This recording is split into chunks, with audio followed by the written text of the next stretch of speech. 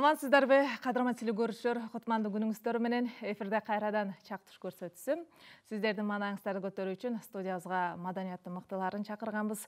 Кимдер келди, мен сиздер менен тааныштырайын. Бүгүн биздин студиябызга мейманга Кара Суу районуна караштуу Садык Маматов атындагы орто мектебинин музыка мугалими, Ош облустук балдар чыгармачылык борборунун ирим жетекчиси Гүлпиза Абдыразакова эжекебиз, ошондой эле Кара Суу районуна караштуу Болуш Мадазимов атындагы социалдык маданий эс алуу борборунун көркөм жетекчиси Гүлзат Кадырова эжекебиз, ошондой эле Маады айыл өкмөтүндөгү Гүлпери балдар бала бакчасынын музыка мугалими Абдилаев Болсунбек бүгүн биздин студиябызда мейманда. Студиябызга кош келипсиздер. Кутмандуу күнүңүздөр менен сиздер менен эфир аркылуу жүз көрүшүп отурганыбызга абдан кубанычтабыз. Бүгүнкү күндө баарыбыз ырыккыбыз келип, бир жан дүйнөнү бир эс алдыра турган, бир жан дүйнөдө бир рахат тартуулай турган, баардыгын көңүлүн көтөрө турган бир учур болуп турат, Баарыбыз жакшы билип турабыз, сыртта баарыбыз эрежени так сактайлы деп эле, баарыбыз оорудан оолак бололу деп бүгүнкү күндө баарыбыз этияттанып аткан учурубуз. Анан мындай учурда музыка уккан абдан жагымдуу. Анан сиздерди бир саат бүгүнкү биздин телекөрүүчүлөрдүн маанайын көтөрөт деп чакырып отурам. Студиябызга кош келипсиздер. Сөз баштап бериңиз, эми Гүлпиза эжеке келиңиз. Чоң рахмат. Баарыңыздарга чоң салам. Биз ушул эфир аркылуу баарыңыздар менен байланыштырып отурган сиздерге жана ошол теле студиясына рахматыбызды, саламыбызды айтабыз. Бар болуңуздар демекчибиз. Сиздер менен ырдагандан тажабайбыз. Гүлзат эже. Саламатсыздарбы? Жогоруда эжебиз айтып өткөндөй эле, мына азыркы учур ушундай оор кырдаалда бизден бир гана ушул ден соолукту чыңдоо үчүн эң алгач көңүлдү көтөрүү керек экен. Биздин ушул жагымдырлар бир аз болсо дагы элибизге көңүл көтөргөн жакшы дары болсун демекчимин. Болсунбек. Саламатсыздарбы? Урматтуу эл теринин жалпы жамааты жана ошондой эле кыргыз элин ар дайым аман болуңуздар демекчи. Бүгүн ырдайм деп келдим деңиз. Бүгүн сиздер үчүн жалаң гана жакшы чыгармалар аткарылат. Анда мен сиздерди ырдатайын, бүгүн азыраак сүйлөп, көбүрөөк ырдап берели деп атасыздар. Өзүңүздөр дагы болуптур. Азыраак суроо берейин, көбүрөөк ырдатайын сиздерди. Анда эмесе сиздер үчүн Асанкалы Керимбаевдин обунан жаралган, Какен Алмазбековдун калеминен жаралган Кайдасың деген чыгарманы чогуу биргеликте аткарып берели. Керемет чыгарма.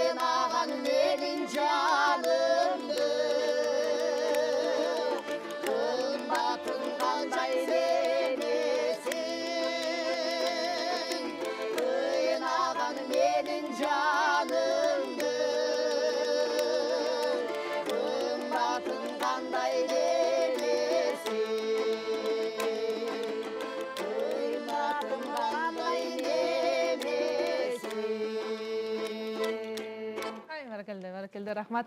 Чыгармачылык ийгилик. Анан сурайын, ушул учурда эмне кылып атасыздар? Гүлпизежан, кантип өткөрүп атасыздар ушул күндөрдө? Ушул күндөрдө биз эмгек күчүп атат. Эмгек аябай эмгектенүүдөбүз. Көбүнчө ыр жандуулар ырларын ырдап, обондорун жазып дегендей сөздөрүн жазып атабыз. Ал эми үй тиричиликте аны баарыбыз колубуздан келген нерсе, бирок үйдөгү тиричилик жомурдагыдан да көбүрөөк аткара баштадык. Мектептегилерде эми каникул учуру болуп калды, буга чейин мектепте балдар менен катуу иштеп аттык. Гүлзат эже, бир ордунда турбачы элеңиз кантип өткөрүп атасыз ушул күндөрдө? Туура айтасыңар.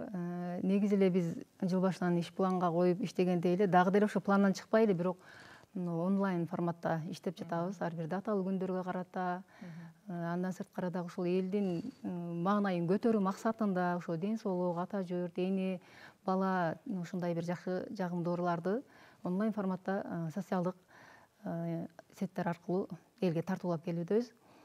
Андан сырткары дагы азыр айта кетчү нерсе, ушул убакыттан пайдаланып, бунун азыркы кырдаалынын пайдалуу жактары деле болду десек жаңылышпайбыз. Анткени эжекем айтмакчы, биз башта бир гана үйгө азыраак көңүл буруп калган болсок, азыр үйдөгү бала чака бар экен, көрүк эстеп, үйдө деле жумушубузду иштеп, анан ошол үйдөгү менен биргеликте эле онлайн форматта дагы иш жүргүзүп келе жатабыз. Жакшы.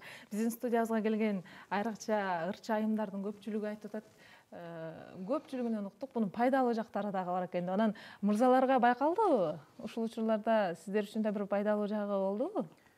Пайдалуу жагы бизде көбүнчө эс алуу болуп атат. Азыр бизде балдар бакчада дем алыш, айылда жайлоодо эс алуудабыз азыр. Жакшы.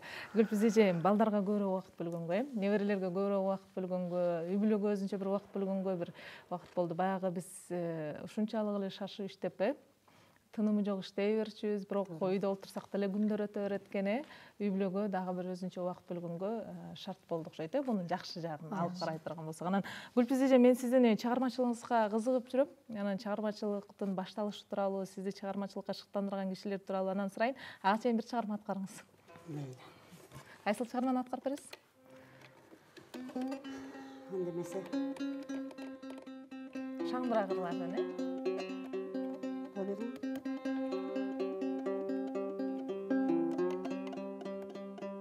өзүңүздүн моондоруңуз бар, кийин ырдайм.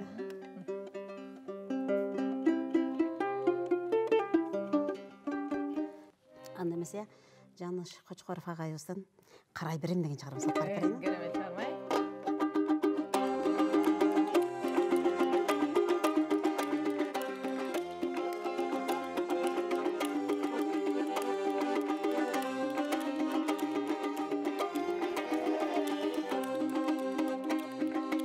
Жанашып мен да келсем, сенден келсең, неге бир уяң тартат менин денем, жалт карай албасам да жамалыңдың, көзүмдүн кыйыгынан карай берем, карай берем, карай берем, көзүмдүн кыйыгынан карай берем.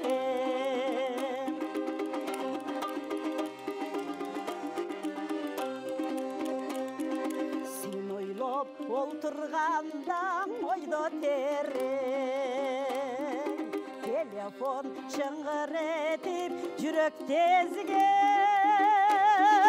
аптыгып сен экен деп ала койсом,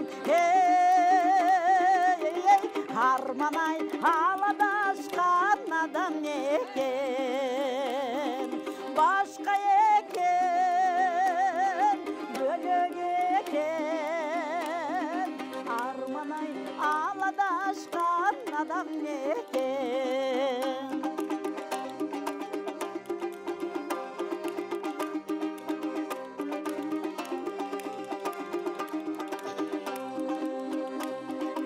Негедир сенин эстеп самай берем, эгерде сенин издеп табар берем, сен барда башкалардан көрбө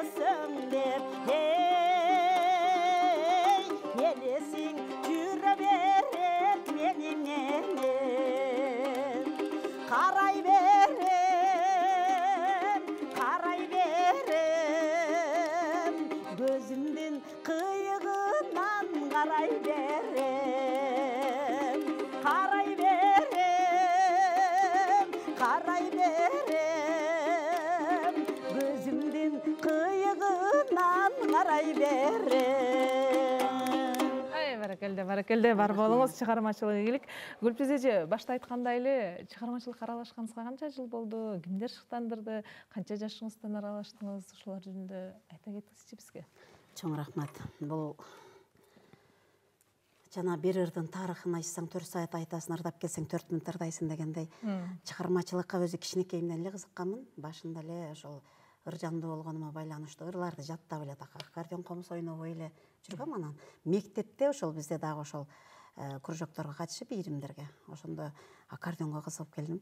Агайыбыздын артынан түшүп, Каныбек Садиев агайыбыз аккордеонго ушундай мага билбейм ушунчалык жакын нерселер менен тааныштырды. Фортепиано ойногондо жүгүрүп бара калчумун, аккордеондо анан кыздар ойносо болобу деп сурачу элем да. Мектептен ойнойсуз? Мектепте. Анан эмне үчүн болбойт, ойнойсуң. Мен 11 класста, 10 класста ушул агайлар менен аккордеон талаш ойногум келди. Бирок жогорку деңгээлде эмес. Эми азыркы учурда кызыгуум менен, өзүмдүн кызыгуум менен аккордеон ойнойм. Комузду болсо окуу жайга барганда Бишкекте ушул комузга аябай кызыгып. Борбордон бүттүңүзбү? Борбордон 2 жылдык студияны. Филармониянын алдына Токтогул Сатылганов атында 2 жылдык студиядан ойнодум. Бирок буга негизги далалат кылып коштурган менин Майрамкан Жунусова деген эжекем. Сен аккордеонду канчага чейин көтөрүп жүрөсүң, ал оор кыз балага жеңилирээк комуз үйрөнүп алсаң депчи. Анан комузду эженин түрткүсү менен кармап калдым. Элдик ырларды ырдап жүрдүк. Ошондой эле Залкар комузчубуз Болуш Мадазимов абабыздын колунда тарбияландым. Жакшы. Бирок аккордеондун ордуну байкалбай деле калса керек сизге көтөрүп жүрүү. Жок, мага ошо кичинекейимден көтөрдүм деп ойлойм да. Ошо менден да кичинесин кармагандар бардыр. Бирок аял кишиге оор. Мага жеңил эле. Канча килограмм азыр аккордеонуңуз? Футляр менен көтөрсөк 20 килограмм, 18 килограмм, азыр 15 килограмм. Бирок оор экенине карабай көтөрүп ырдап жүрөсүз. Ошону алып ырдап жүрөбүз. Эл үчүн кызматтабыз. Жакшы, рахмат. Күзөтчү, бир чыгарма аткарасызбы? Анда эмесе дагы деле болсо, сиздер үчүн көз караш деген чыгарманы кабыл алып коюңуздар.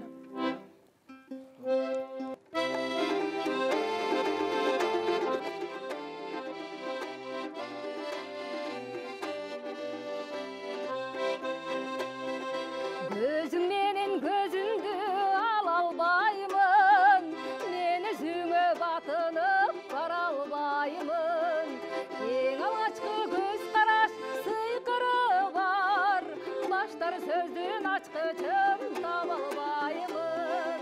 Эң алгачкы көз караш сыйкыры бар, баштар сөздүн ачкычын таба албаймын.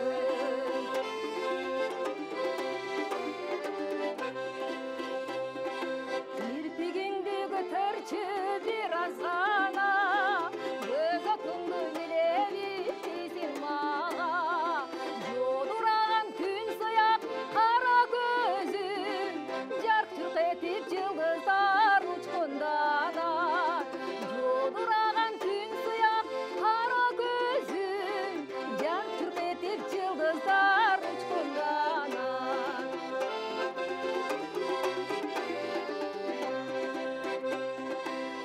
Algaçkı göz karaş nurday bolup, erteliğe çengsetken nırday bolup, esте kalat eskiribey oşul boydan, men jattagан aşıqtıq ırday bolup, esте kalat eskiribey oşul boydan, sen jattagан aşıqtıq ırday bolup, esте kalat eskiribey oşul boydan, men jattagан aşıqtıq ırday bolup, sen jattagан aşıqtıq ırday bolup, siz jattagан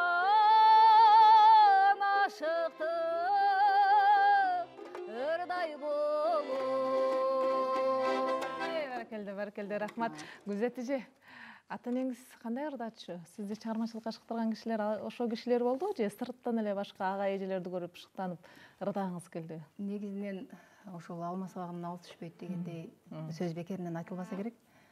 Бизден ошол атам көбүн эсе ошол баягы кара сөздөрүндө жамактатып ушундай бир ырларды чыгарган инсан болгон. Анан ошол өзүнчө биз жайлоого көп чыкчубуз. Ошол жайлоого чыккан мезгилде мени ушул атына мингизип алган анан ошонун артында айтып жүргөн ырлары эсимде бар.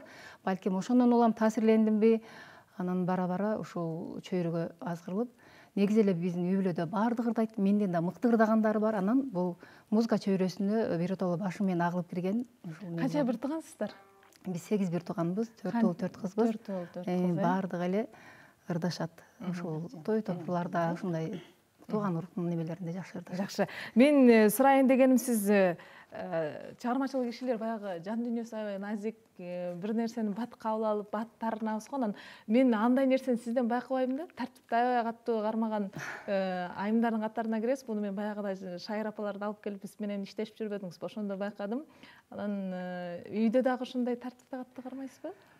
Негизи ушул нерсе мен ушул иштеп жүргөн мезгилден 17 жыл болуптур ушул чыгармачылыкта иштегениме. Анан баягы устат шакирт дегендей, устаттан деле ушул нерсе таасир алдым менимче. Менин агайым Раматылык Нурмат Батырович деген агайым болгон. Ушул чыгармачылык дүйнөгө келгенде кандай ырдашты, кандай жетекчилик болушту. Мен ушул көркөм жетекчиликке баягындай киномеханик болуп баштаган болсом, эң төмөнкү баскычтан директордук баскычка чейин иштеп келдим. Мына ошол кантип иш жүргүзүш керек, кайсы жерде кандай сүйлөш керек, баардыгын үйрөтчү. Анан эң негизгиси ушул башкача айтканда баягы немески убакытта жүрчү. Бир жерге барсаң жетекчилик сүр байкалып турат сизде. Бир жерге барсаң жарым саат алдын келип тур, бирөөнү күттүрбө, күткөнгө үйрөн деп ушундай деп мага үйрөткөн. Ошол нерсе менин жашоомдо дагы бар, үй бүлөмдө деле ошондой мүнөздөнүп калгам. Балдарымдан дагы деле ошол нерсени кабыл алып, ошо айткандагы тактыкты талап калам. Жакшы. Жайлоолуу эс алып жүрөм деп калдыңыз. Эс алганча ырдап жүргөндүрсүз, Ошол жан дүйнөңүзгө эргүү тартуулаган бир жакшы чыгармалардан аткарып бериңиз, Кандай келиңиз? Исрат Наманбаев агайыбыздын Жолуга Лакпыран боюнан. Керемет чыгарма,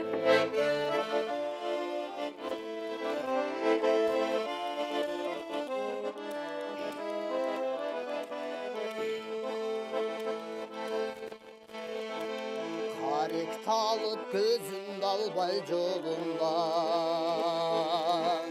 karalığına nege mınça torulan, yüreğine gittin ele çok salıp, jolu kandak duranın boyuna.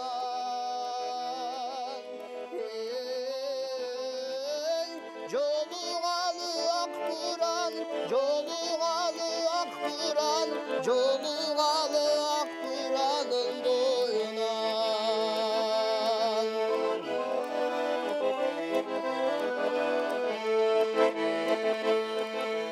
Günde tünde çıkpay koydum oyundan, ayt erkem kaçan sağa jolugan, gülüm sürüp gütte gelin çindele.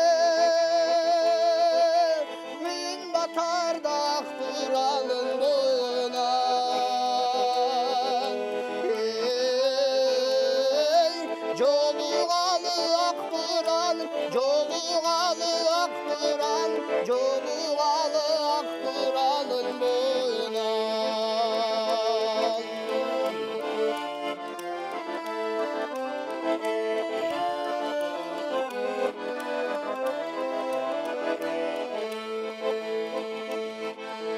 Arı sezim dürüp toluku boyundan, ayçı erkem kaçan sağa jolugan, aytıp berçi perilerden jomogun, ay çıkkan Akburan'ın boyuna.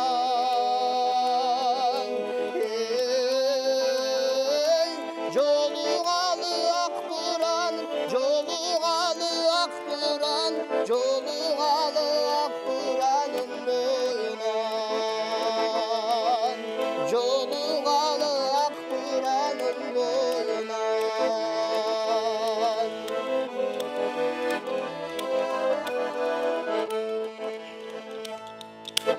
Баракелде, рахмат. Бүгүнкү күндө эс алуудабыз деп калдыңыз. Бала бакчада музыка мугалими болуп эмгектенет экенсиз. Бизге биринчи жолу келип атасыз. Сиз менен да кененирээк таанышкым келип турат. Кайсыл окуу жайды бүтүрдүңүз? Жакшы ырдайт экенсиз. Чыгармачылыкта жүргөнүңүзгө канча болуп калды? Рахмат, мен чыгармачылыкта жүргөнүмө 7 класстан баштап ямах ойноп жүрдүм. Андан кийин ушу комуз ойнодум, аккордеон ойноп.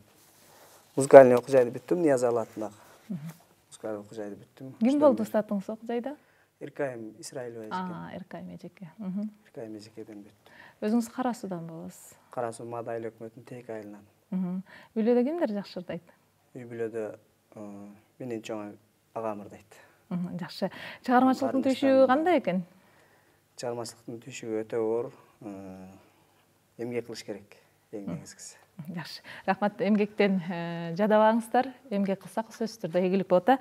Гүлпиз эже дагы бир чыгарма аткарасызбы? Ырдатам мен бүгүн сиздерди көбүрөөк. Өзүңүздөр башында айттыңыздар. Биз азыраак сүйлөп көбүрөөк ырдап кетели бүгүн деп. Кайсыл чыгарманы аткарып бересиз? Аккордеон менен ырдап берсем. Аккордеон менен ырдап бериңиз. Аккордеон менен ырдаганга чейин мен бир суроо айта кетейин. Баргым келди деп жаңы оонду ырдап чыктыңыз. Facebook социалдык тармагынан көрүп калдым. Бул Акбаралы Тасмаев агабыздын оону экен, керемет оону экен. Ушул оон жөнүндө айтып кетти, анан ушул оонуңузду аткарып берсеңиз болобу бизге? Ооба. Туура, жакшы суроо болду да. Ошону жана айтып атпаймынбы? Бир ырдын тарыхын айтсаң, бир 4 саат сүйлөп келесиң, ырдап келсең 4 мүнөт дегендей. Бул Акбаралы Тасмаев агайыбыз менен чыгармачылык көбүрөөк жолдо жүрдүк, иштеп жүрдүк. Анан булар мага дагы азыр эмне WhatsApp аркылуу келип калды, агайдын өзүнүн ырдаганы. Анан мага жаап калды да, анан ырдап шуну ырдасам болобу деп эле жөнөтүп койгом да. Мынтип ырдап атам го депчи. Агай колдоп эле, ооба сонун болот, ырдай бер деди. Анан кийин ошол сен айтмакчы тармакта таралып жүрөт. Анан бунун сөзүн ким жазды, кимден алам, эмне дейм? Эгер кокус ырдап калсам, сөзү кимдики десем эмне дейм деп атпаймынбы? Десем, Акбаралы айтып атпайбы, мен мага Зора деген эже жөнөткөн бишкектен. Шуга оон чыгарып бер деп, бирок ырдала элегиле деп калды. Анан баары уруксаты менен ырдай бер деп калды, ырдайын деп калгам. Анан жакында эле мына болгон жок, 3-4 күн болуп калды. Анан Бегалиева Жаңылкан деген эжеке звонок кылып калды Москвадан. Мен ушул жерде турам, эжеке кандайсыз? Менден жашы улуу экен, аябайсыз деп мени кубандырып, мына бул чыгармачылыкка дагы чоң өбөлгө берди. Далалаттанып ошол эжеке менен сүйлөшүп калдым. Мен сиз ырдап аткан ырдын автору мен болом. Ушул ырым жарыяланып, ошо жака чыгып калганга сизге рахматымды айтам депчи. Мен болсо чочулап жүргөн биздин ырды кактын алып ырдап алдың дейт депчи. Анан ошо бир ырдын бактысы ачылса, мен да бул бактым кошо ачылып калабы деген ой. Ырды үйнөгө батып калдымбы деген ой менен азыр ырдап жүрөм. Эжеге ушул студиядан пайдаланып терең ыраазычылыгымды айтып калайын. Бул эжени мен издеп табышым керек эле, мага чейин ал өзү издеп, ошолорду ырдаган кыздын телефон номерин, WhatsApp-ын бергиле деп, кечээ WhatsApp аркылуу сүйлөшүп келдим. Социалдык тармактын тездиги, маалыматтын тез жеткендиги гана ырдаңыз, анда ошол чыгарманы уга электер бар, жаңы эле ырдап чыктыңыз. Анда эмесе Акбаралы Тасмаев агайыбыздын ошол Баргым келди деген чыгармасын силерге тартуулап отурам. Эл журтума дагы ошолорго көңүл бөлгөндөр, рахмат айткандар сиздер үчүн бул чыгарма болсун. Мен дагы сиздерге баргым келди. Эми автордун деңгээлинде ойнай албасам дагы аккордеонду өзүм ойноп ырдап берейин.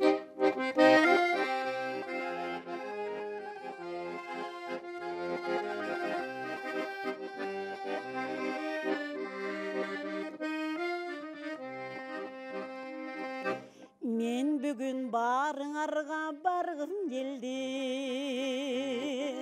Кубанган жүзүңөрдү көргүм келди. Кучактап жүрөгүмө кысып алып, кусалык сагынчымды жазгым келди. Кусалык сагынчымды жазгым келди.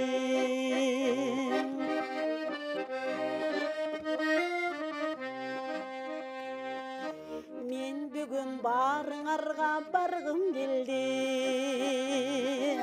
Сөзүмдүн берметтерин айткым келди.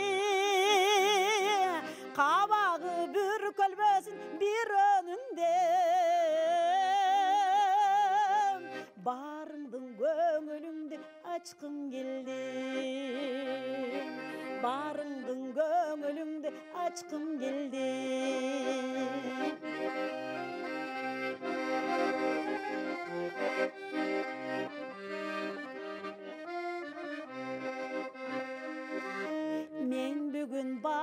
барыңарды көргім келді.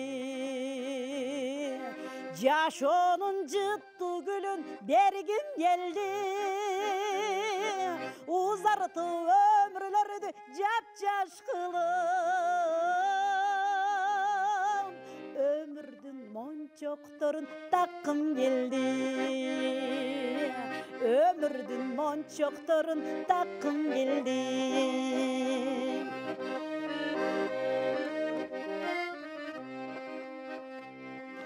Мен бүгін барыңарға барғым келді.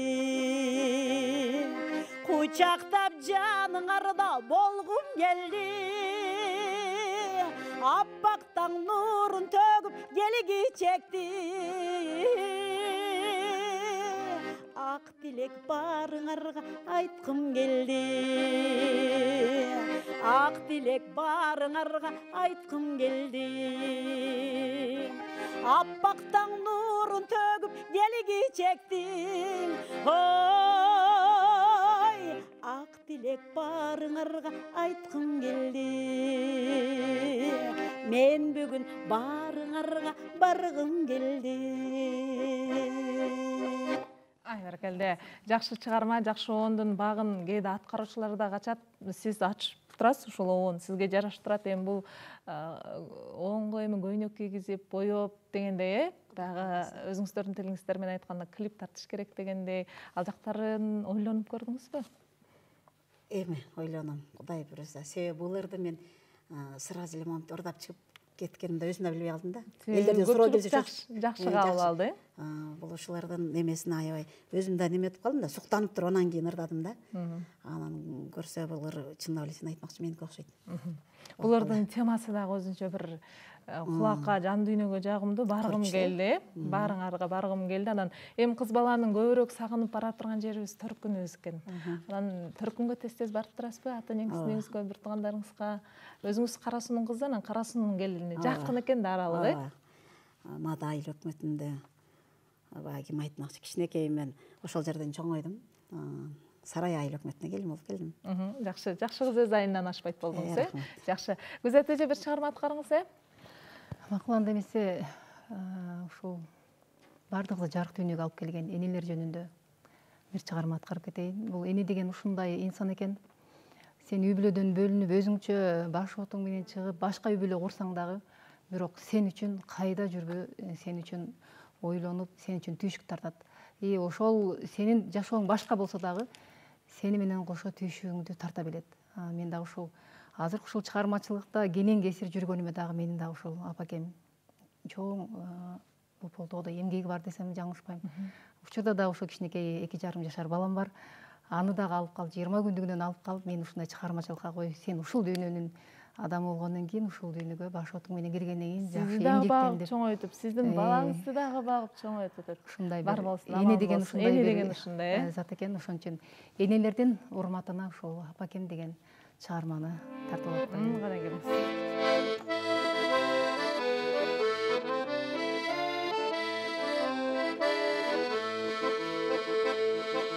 Апапак жолук салынып, амандык тилеп жалынып,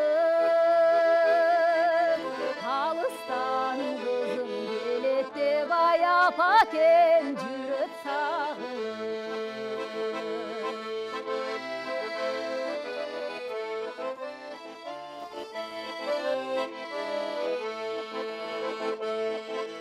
Таптырбай ал кез жашымды, тал-талдап өргөн чачымды, алсырай түстүм апакем аялдыңа жөлөйм башымды. Алсырай түстүм апакем аялдыңа жөлөйм башымды.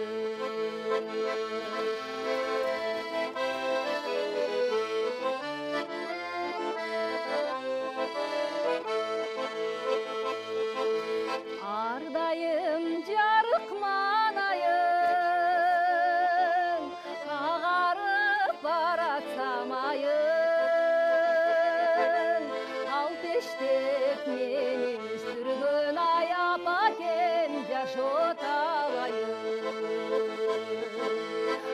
Ateşte bizde üstürgün ay apalar Jaş otalayın Ateşte bizde üstürgün ay apalar Jaş otalayın Ay баракелде. Апаңыз қанша жашта? Апам 84 жашта. Өмір өзің болсын.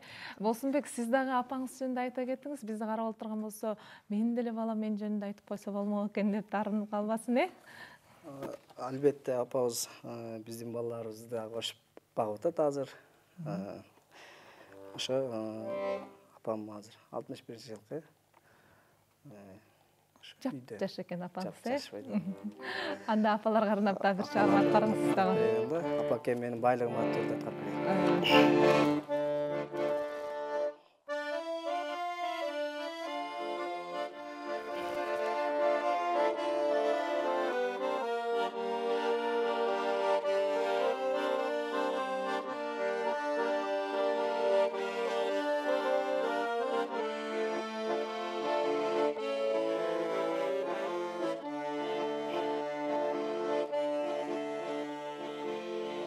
Kadırın bilip elinin Kadırlap sıylap gelinin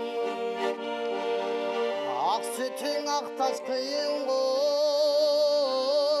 Uşulur sizge belegi Uşulur sizge belegi Yeneke menin baylığın Geçmeğin sulsun aygının Alparam sizge akjolu Koluma tise aylığın Koluma tise aylığın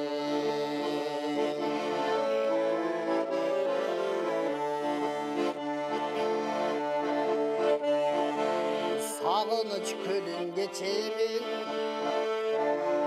Siz üçün barın cengemin Müröktün susun tabalsam Apake sizge beremin Apake sizge beremin Heneke menin baylığın Geçmeğin sulsun aygının Alparam sizge akjolu Koluma tise aylığın Koluma tise aylığın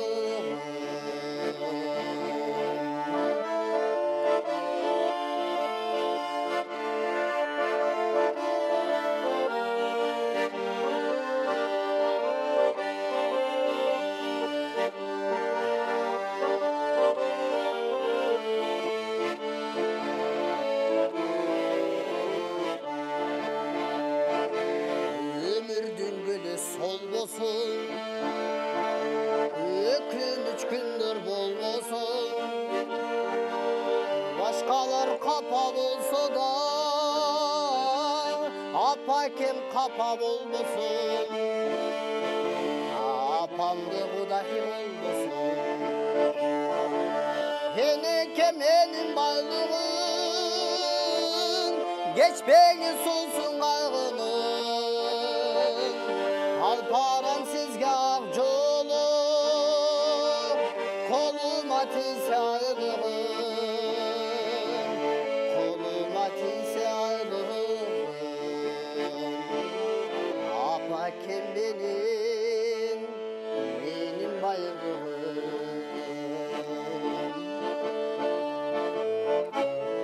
Ай, баракелде. Рахмат. Гүлпиз эже, жакшы оондору бар деп угабыз сизди.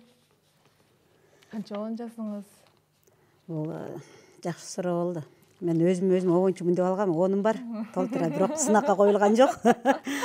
Анан айрыкча жанагы устаздардын алдында мен оонум бар деп оончумун деп ырдай албайт экенсиң. Бүгүн коркпой ырдайт окшойм. Канча оон жаздыңыз? Оон оондорум баары эле бар, бирок толук бүтө элек. Үчөөнү аябай жакшы эле иштедим болуш керек. Мугалимдер жөнүндө жана Орутпа пенде көңүлүндө баягы күнү да бир неме кеттим эле. Ошол чыгармаларым кичине клеүү менен болуп атат. Анан жаш кезимде жуучулук арды эстем сунайын деп ырдагам. Ошол чыгармам бар. Муну балага берет окшойм. Ушу ырдап калса, ырдын ажарын сен ачып, анан мен дагы бактылуу болуп калсам эле. Демекчи ошо. Жакшы. Ар бир чыгармаңыз элге жетсе, ар бир ырдап аткан ырыңыз элге жетсе, демек сиз өзүңүз бактылуу сезесиз. Эң бактылуу күн ошол да. Ой, ырдалып атканда ыйлагың келет экен. Эмнеге ыйлайсың? Сүйүнүп атам, сүйүнгөндө ыйлайбы дейт. Сүйүнгөндө ыйлайт экенсиң. Себеби ар бир сөзүңүздөн байкап атам, эгер жакшы ырым жетсе мен бактылуумун деген сөздү көп айтып атасыз. Чындыгында бактылуу болуңуздар, жакшы чыгармаларды аткарыңыз. Өзүңүздүн обоңуздан аткарып бересизби анда бирде? Мактанып калдыңыз, өзүм обончу деп алгам деп. Ошону аткарып берейинби? Колуман келишинче бир 2 куплет аткарып берейин. Бул ыр сен үчүн сагарнайм, бирок ырдайсың ушул ырды. Бизден өзүбүздөн ошол Мада айылында ыр боюнча кара сөз жазганда 4 саптуу ырдан деп баштаган Сайдыкан Оморова деген эжекебиз бар. Ырлар ушундай бир эле куплетти аябай чоң кенен немелерди берген да, таасирлүү сөздөрдү, маанилүү сөздөрдү берген. Бала кымбат деп бир китеп чыгарып, ошонун ичинде толтура. Анын ичинден баягы ырдын таркын кишини айтып кетишим керек. Айылда бир бала бир кызды алып келейин десе, ата энесине жакпай калабы же насип эмеспи, ошондой болуп атканда эжеге кирип айтып калат экен да. Мен ушундай апам жуучулукка жөнөтөйүн десем көнбөй атат, мындай кылайын депчи. Токто 2 шилтем шилтеп берейин деп шилтеген го. Жуучулук арды эстем сунайын деп бир көбүрөөк куплет жазып берген. Мен 2 куплетин ырдап берейин. Ошол эжекебиздин сөзүнө таандык. Оончу мен деп алайын эми.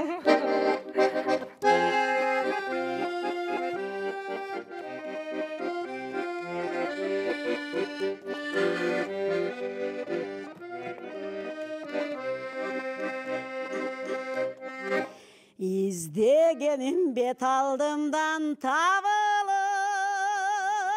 сен көрүндүң капыс жерден кабылып, сүйүп отуп бүтер кимди бийледи, сезимдерим сен тарапкан агылып, сезимдерим сен тарап кой агылып.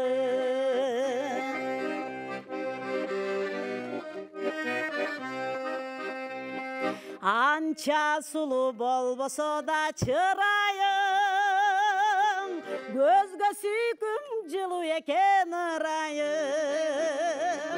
Жооп берчи менин ынак сүйүүмө, жуучулукка ыр дестемдиң оусунайын, жуучулукка ыр дестемди сунайын. Жооп берчи менин ынак сүйүүмө, жуучулукка ыр дестемди сунайын, кабыл алчы ыр дестемди сунайын. Ай, баракелде, рахмат. Мындай суроо берейинчи, мен көпчүлүкнөн байкайм. Оон жаздым, бирок аны кандай кабыл алат, устаздар кандай кабыл алат, уккандар кандай кабыл алат деп тартынып жүрөм деп көпчүлүк айтат да. Анан оонду жараттын өзү бир түйшүк, анан эл укса кандай кабыл алат дегендин өзү да бир түйшүк окшойт эже. Ооба, бул обон чыгаруу дегенди мен кыйналганымдан улам эне бир баланы дүйнөгө жараткандай эле түйшүк тартат экен да. Бул жаралыш керек экен да. Мен ойлоп атам да, муну ырдап менин обонду угуза койсом эле, мына строчкасы ана ырдыкына окшоп калганбы дегенден токтоп калат экенсиң да. Анан кайра кайрыкты баштайт экенсиң да. Анан кээ бирлер проигрыш ойногон жерлеричи кимдикине окшоп калат, эми жакшы аккорд берсем кандай болуп калат, ушундай кыйналат экенсиң. Анан чыгып ырдап калганда эл сонун кабыл алып атып деле ырдап аткан жериңде ушул жерин сал мындай кылбапсың деп койгон жери бар экен да. Ошондо адам кичине кыйналып, onun үчүн коркпой менин ырым деп ырдай бериш керек экен. Азыр ошон немеге жетип калдык да. Чыгармачылык кишилерди мактап туруш керек, мактоо жагат. Мактап турса, мактаганда элде жок баары чыгат. Рахмат. Сен айтмакчы бир аз көңүлүбүз назигирээк да, тарынып барабыз, бирок тез эле жазылып кетебиз, батыр. Жакшы. Кандай кыласыздар? Чогуу ырдайсыздарбы? Даярдап келген ырларыңыздар бар эле? Чогуу ырдаңыздар, шаңдуу ырлардан.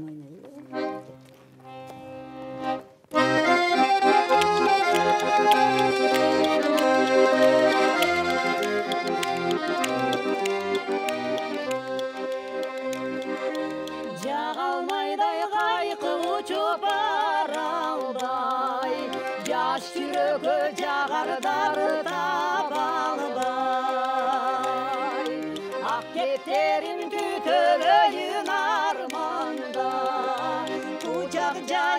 құмар жазып қалалбай ақ кептерім түтөгөйін арманда құшақ жайып құмар жазып қалалбай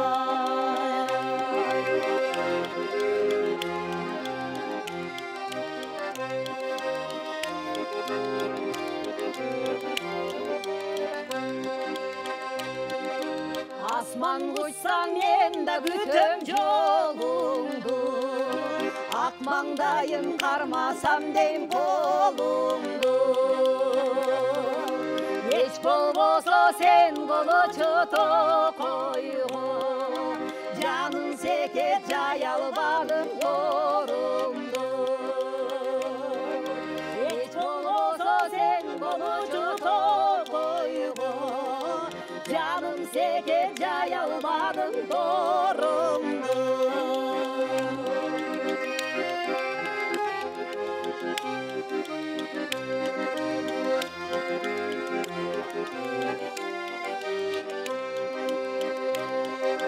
Güysön güydep kaçtı serpip жүргөнүм Canım dörtөy jal qarap жүргөнүm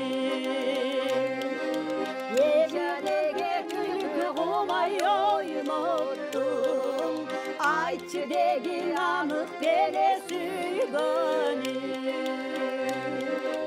Мынча неге күлкі құмай ойнаттым Айтшы деги анық беле сүйгөнүм Айтшы деги анық беле сүйгөнүм Баракелде Гүлпиз эже, балдар менен иштешесиз. Анан өзүңүздүн балдарыңыздын таланты, чыгармачылыгы кандай? Баары бир болот экен, бул тамырда болот, канда болот деген болуш керек. Бирок мен өзүм мындай бизде таанылып ырдалып чыккан менин бир туугандарымда, ата-энелеримде байкабайт элем. Апамда ушундай кыйма кулак айтып кетчү сөздөрү бар экен, ырлары бар экен.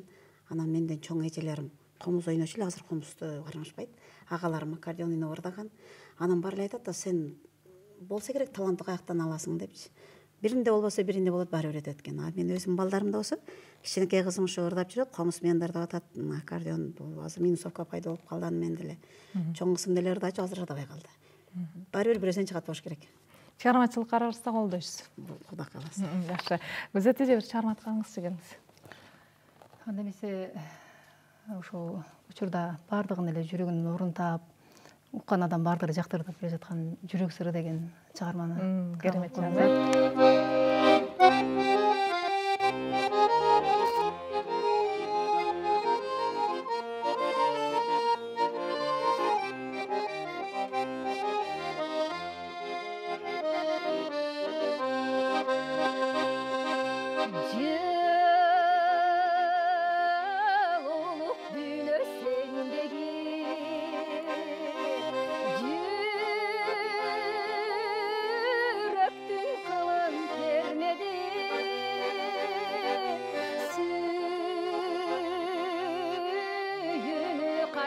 sezmekmin Süybösöm eger Süybösöm eger Süybösöm eger men seni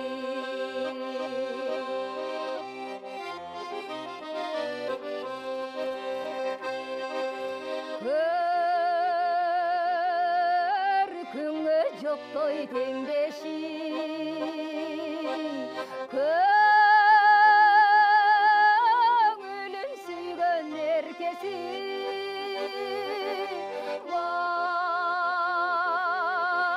Vakıtты kaydan sezmekmin Baykabay kalsam Baykabay kalsam Baykabay kalsam men seni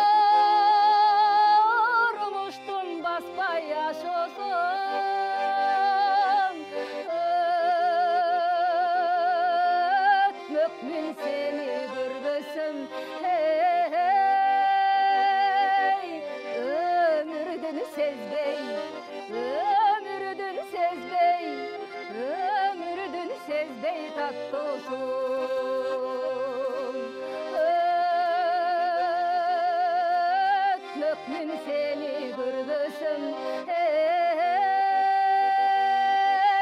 ömürdün sezbey ömürdün sezbey ömürdün sezbey tattosun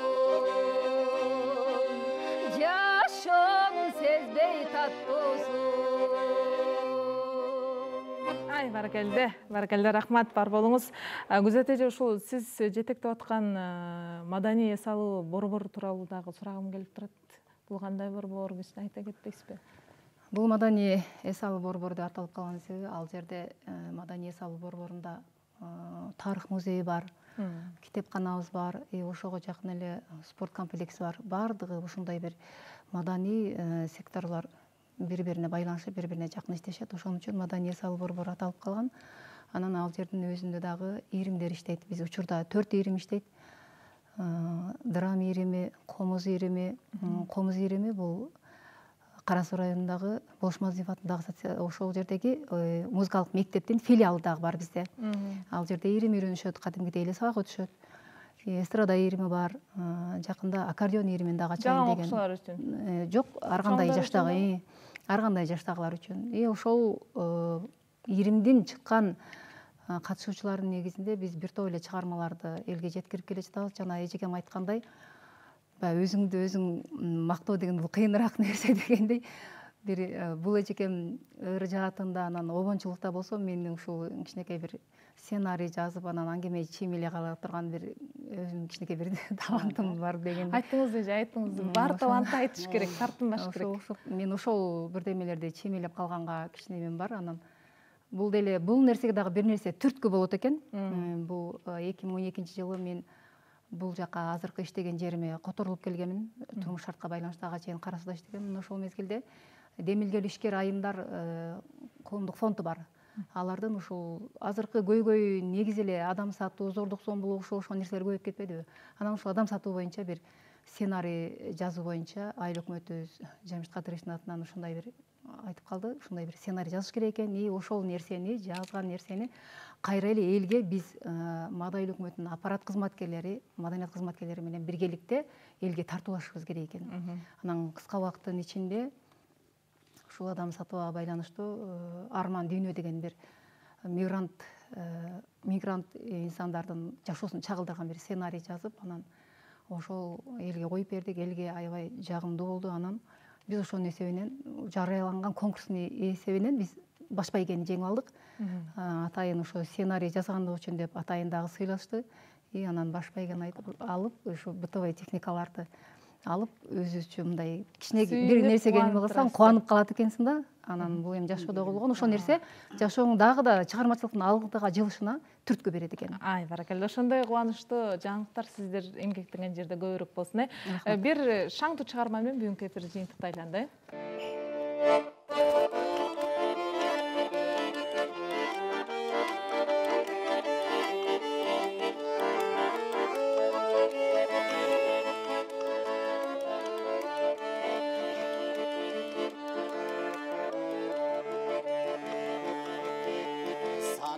Кайтпаштып атаптан сала-саласы жетелеп шақшақтан жарышышып таңдан чыққа талаған жабыр қала үстіндесе бақбақтан бақтазанының мұздары керме тонын қыздары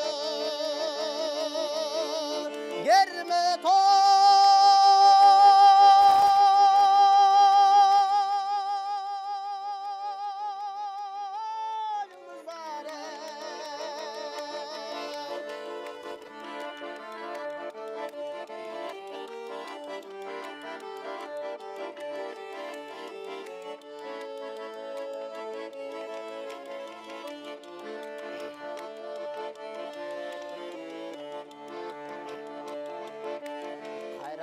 Kalışpagan jigitler Takırlardı tiliminin jibitler Ata jurttun arnamısı üçünden Altın байлық жаратышқан жігіттен алтын қолыңыздары керме қолың қыздары керме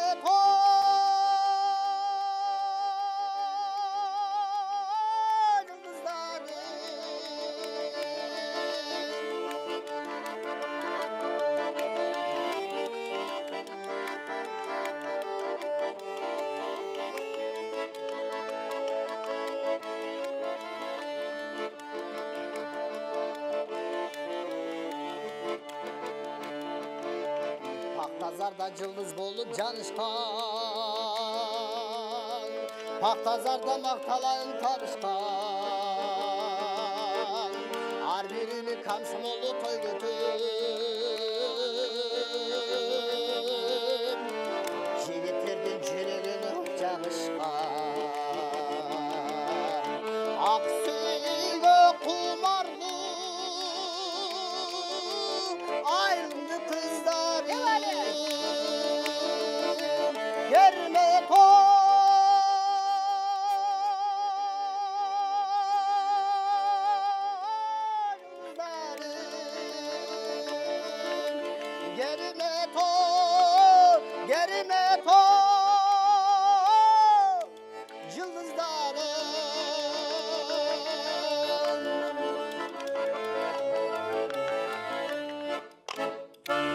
Ай, баракелде, рахмат, бар болыңыздар, аман болыңыздар.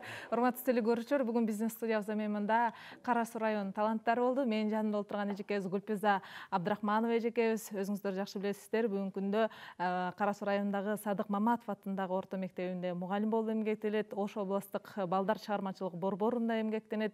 Ошону менен катар эле андан кийинки отурган эжекебиз дагы Гүлзат Кадырова эжекебиз Кара Суу районуна караштуу Болуш Мадазимов аттындагы социалдык маданий эс алуу борборунун көркөм жетекчиси. Андан кийин олтурган жигитибиз Абдуллаев Болсунбек Маада айыл өкмөтүндөгү Гүлпери балдар бакчасында эмгектенет. Ишиңиздерде ийгиликтер болсун, чыгармачылыгыңыздар өсө берсин, өркүндө берсин. Жаңы чыгармалар менен Кудай буйрса кайрадан эфир аркылуу дагы жолугушабыз деген ойдобуз. Ишиңиздерде ийгиликтер болсун. Ушул менен бүгүнкү эфирди жыйынтыктайм. Жыйынтыктап жатып бардыгыңыздардын үйүңүздөрдө тынччылык, аманчылык болсун. Кайрадан эфир аркылуу жолугушканга чейин эсен туруңуздар.